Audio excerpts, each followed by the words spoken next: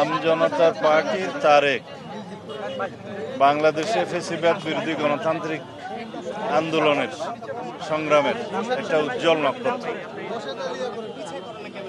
অনেকেই তার সাথে যারা আন্দোলনে শরিক ছিল অনেকেই জীবন দিয়েছে, শহীদ হয়েছে, আহত হয়েছে, পঙ্গু হয়েছে, কিন্তু তারেক অনেকবার এই ফ্যাসিবাদের জাতাগুলো পিষ্ট হয়ে রিমান্ডে সীমাহীন অত্যাচারে ভুগে তার হাতে এই হ্যান্ডকাপের জায়গায় পছন্দরে ছিল, অপরিসীম অত্যাচারের শিকার হয়েছে, নির্যাতনের শিকার হয়েছে।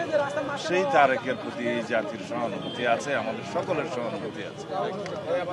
এই গণতান্ত্রিক আন্দোলনে একটা সামনের দিনে যাতে একটা দল গঠন করে ভূমিকা রাখতে পারে এবং গণতান্ত্রিক রাষ্ট্র বিনির্মাণে তারা ভূমিকা রাখতে পারে, সেই জন্য একটা দল রেজিস্ট্রেশনের জন্য তারা নির্বাচন কমিশনে আবেদন করেছে।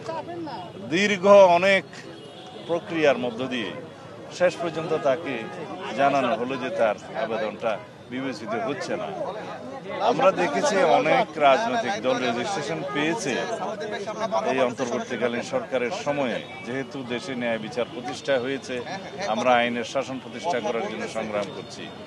সে জায়গায় দেখেছি যারা রেজিস্ট্রেশন পেয়েছে তাদের অনেকে আদালতের মাধ্যমে পেয়েছে, অনেকে হয়তো বিভিন্নভাবে তাদের যে ইলেকশন কমিশনের চাহিদা যেগুলো পূরণ করতে হয় মাঠ পর্যায়ে, জেলা পর্যায়ে এবং উপজেলা পর্যায়ে অফিস, এগুলো হয়তো তদন্তের মাধ্যমে এসছে, তাদের এগুলো চাহিদা পূরণ হয়েছে। কিন্তু আম জনতার পার্টি যতবারই আমি তাদের সাথে কথা বলেছি তারা জানিয়েছে তাদেরকে মাঠ পর্যায়ে যথেষ্ট হয়রানি করা হচ্ছে।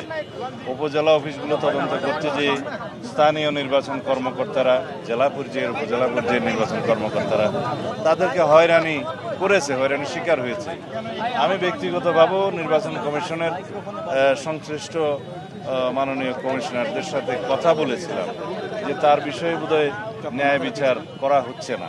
তারা আশ্বস্ত করেছিলেন যে বারবার সময় দিয়েছিলেন যাতে পুনঃতদন্ত করে সেগুলো বিবেচনা করে, কিন্তু বারবারই দেখা গেছে যে মাঠ পর্যায়ে তার প্রতি সুবিচার করা হচ্ছে না। এই জন্য অবশ্যই নির্বাচন কমিশনের শীর্ষ পর্যায়ে থেকে বিষয়গুলো দেখা উচিত যে মাঠ পর্যায়ে কি হয় না হয়।